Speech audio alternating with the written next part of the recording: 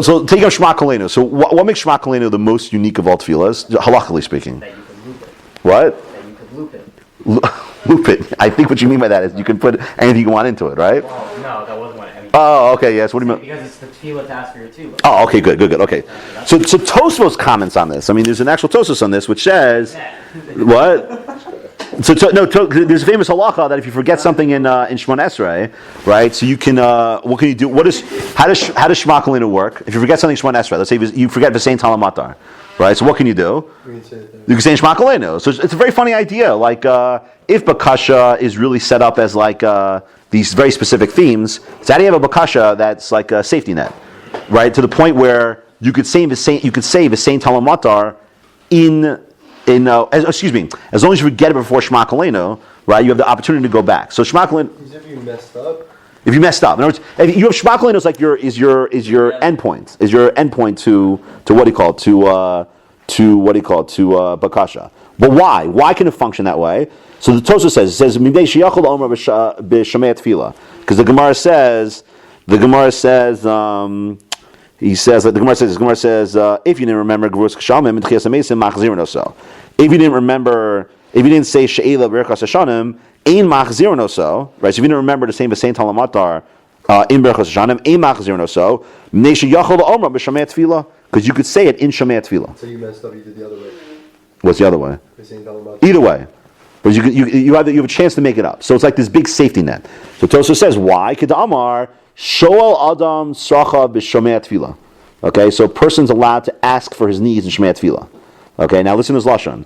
The dafka tzrachav, but what's he allowed to ask in Shemei Tefila? Only his needs. Kagon sheyesh lo chola b'soch beso, right? Or shetzarach sadei umayim. Interesting thing, right? So let's say, for instance, you have someone sick. Hold on, you have someone sick, right? Or like I need what do you call it? I need water for my field. Okay. Why? Now listen to what he says. Dehu me'ain tefila. Right? Because it's, how would you translate that? Me'ain tefila. It's like tefila, right? Tefila-ish. It's like partakes of tefila. Right? V'chein she'ela. Okay, and so too any other type of request.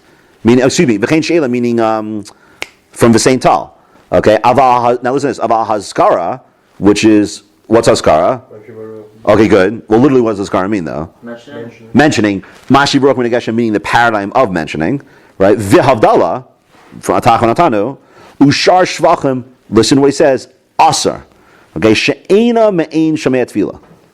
Okay, She'ena Me'ain Shemei Tefila. So he says, Shemei Tefila works as a catch-all, but only for what? Only for Bakashas. In other words, it's not a universal safety net. It's not there to capture anything you forget. Rather, all it is it's there to function as a safety net for Bakasha itself. I mean, there's nothing that's finishing by Shema Koleinu, because just look at the text. So what are you asking for in Shema Koleinu? What's the Bakasha? Shema Koleinu Shem Elokeinu, right? Chus v'rachem aleinu. And now here comes the Bakasha part. The kabel brachamim rotzon etzvilseinu. So of course, I think I've mentioned this before, but what's the absurdity in the request? What's strange about that request? It's the same thing. Meaning what? You're asking or you're requesting that he accept your request. Right. So which is bizarre, because why does it not make any sense? You're right. That's what you're asking for. Maybe you want to accept this request. Okay, that's one loop. You're right. Why should you accept this request? But also, well, why would you spend all this time requesting things and at the end say, by the way, please accept my request? Right? I was gonna. Yeah. Isn't it already understood in the request that you want it to be accepted? Bingo. Exactly. So that's why Shema Koleinu is a very strange tefillah. Right, so first of all, it's strange because, and that's what's amazing about the tefillah. It's unique because it has both a halakhic function, because it's like the safety net, and it has on a philosophical level, or so far as the concept of the tefillah, it's not a tefillah that has a specific bakasha. Rather, it seems like what's it doing? It's saying what I asked you before, the kabel brachim ratzon es tefillah seinu. But why isn't that a given if I'm getting up before God and saying that this is the case? So what are we asking for here? What's the bakasha? What would you say? In other words, the main hashkafic point that Shema Koleinu brings out is that when you engage in tefillah, and this is why it would make sense to say it afterwards. In other words, when a person addresses his tefillah to HaKadosh Baruch Hu, so he has to understand that First, he has to understand what he's asking for, right? Each one is its own bakasha. But at the end, he has to always understand one thing. He can't leave tefillah without having one idea in mind, which is that there's nothing necessitative that demands a response from his tefillah.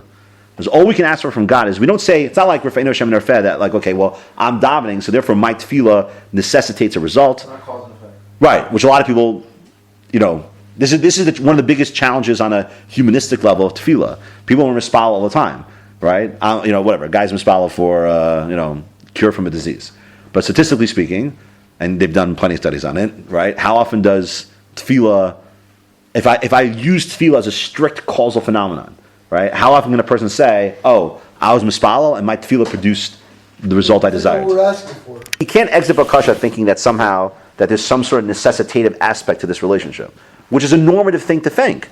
In other words, that's the thing. You're using a human method, which is normal, where I ask for something that I need. But normally you'd only ask that because in some part of your mind you think not that you won't get a response, but you understand causally speaking how my request would lead to a response.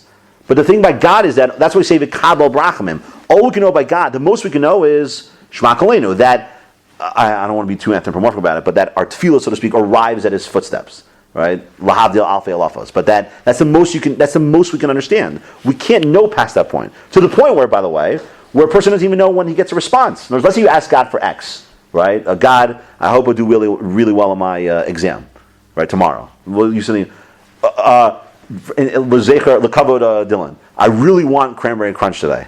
God, can you work that out for me? And guess what happens? 5 hours later, you come across cranberry and crunch. Did the God answer your tefillah?